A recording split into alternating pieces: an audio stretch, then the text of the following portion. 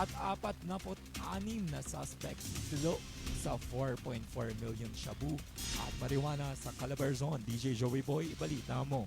GV Balita Express.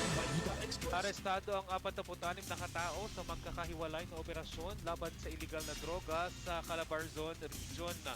Ito ay mula Oktubre 3 hanggang 4 ayon yan sa Philippine National Police o PNP.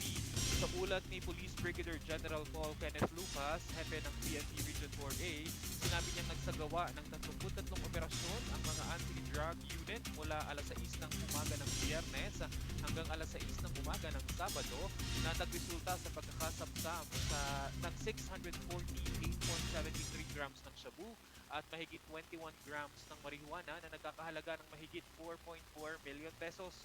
Kabilang sa mga naaresto ang dalawang umano'y big-time traffic na nahuli sa isang bypass operation sa Barangay Sampaloc 4, Dasmariñas City, Cavite bandang alas 6 ng gabi noong Biyernes.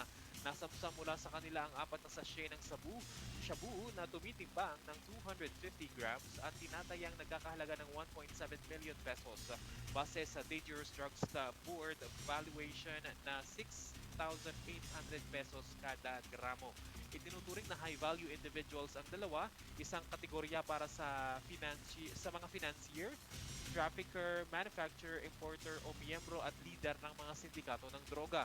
Noong nakaraang buwan, umabot sa 892 na suspect ang nadakip sa rehiyon at mahigit 9.9 million pesos na halaga ng droga ang nakumpiska. Kasalukuyang nakakulong ang mga naarestong suspect at mahaharap sa kasong sa ilalim ng Comprehensive Dangerous Drugs Act of 2002. Para sa GV Balita Express, ito si DJ Joey Boy sa GV 99.9, your good vibes.